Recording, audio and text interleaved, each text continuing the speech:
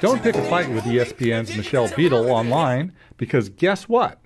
Not only will she fight back, but she lives for it. Any single person on Twitter, no matter who you are, what you do, how many followers, doesn't matter. You're going to get these comments because that is what people want to say. And so for the most part, I think, at least at ESPN, I haven't seen an overwhelming amount of us that respond, but there's definitely a handful that, I think at some point you sort of have to do something. But it's not necessarily in a mean way.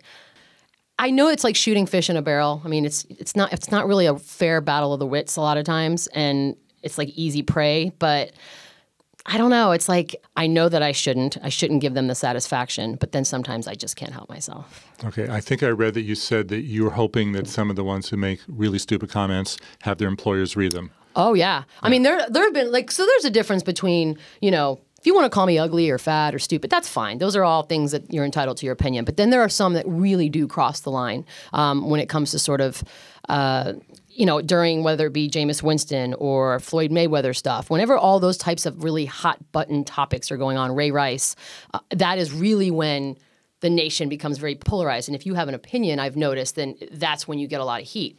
When it crosses the line into something that's threatening or demeaning in a way that's just beyond what really normal human beings should say to each other, then yeah, I do sort of hope sometimes that if this person is in fact employed, and that's a big if a lot of the times, then that there's punishment. So do you enjoy going on Twitter when you know that you're going to get so many comments like that? I fluctuate. I have taken these sort of inadvertent breaks. I didn't set out to, but then a week will go by and I'm like, oh, this is nice. My life is very peaceful, and because it's not that it controls our lives, I think, but there are very few people in the world, I think, that could hear negative things over and over and over again and not let it have at least a little bit of an effect on you. Even on the best of days, you might have just gotten a promotion, a cool new gig, more money, your personal life is amazing, blah, blah, blah. And then you still see all this negative stuff, and you're like, all right, that sort of bugs me a little. So I have noticed that taking a break from Twitter is a wonderful thing. Your skin clears up. You're a nicer human being. And then you go back into it and you're like, oh, yeah, this is why I wasn't on here for a few days. I forgot. So So then why do you go back? It's a love-hate. Because on the other hand, I also think it's such an amazing tool. I mean, the most fun I have on Twitter is when there's an event going on. It could be sports. It could be, the Oscars. It could be whatever. It's just an event that we all sort of watch as one national community. And then it becomes sort of a live tweeting event. And those are the nights when I think Twitter is at its best. Comedians are chiming in. Regular folks are chiming in. My friends are chiming in. And it's sort of just this snarky, fun, observational conversation that's going on amongst thousands and millions of strangers. So we put you in a room with 40 trolls. 40 trolls who have written you and said really mean things. Oh, yes. How would you handle it? And I have what they've written? Yeah. Oh, this would be the greatest day of my life. Am I allowed to cuss in the room? Yeah, I think you could. Okay, well then that's even better. Honestly, I guarantee you at least half of them wouldn't say anything. They would either apologize or, oh, I just want to see if you would respond. That's a big one.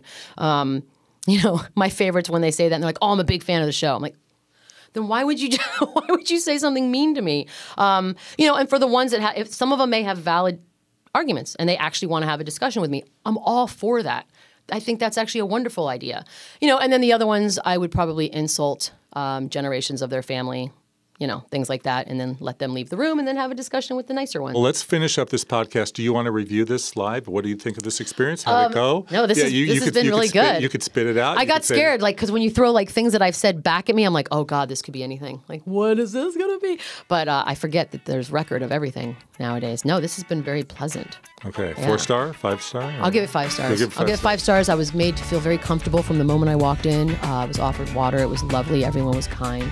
I had a great experience. All right. Well, Michelle Beadle, thanks you so much for coming in. Thank you for having me.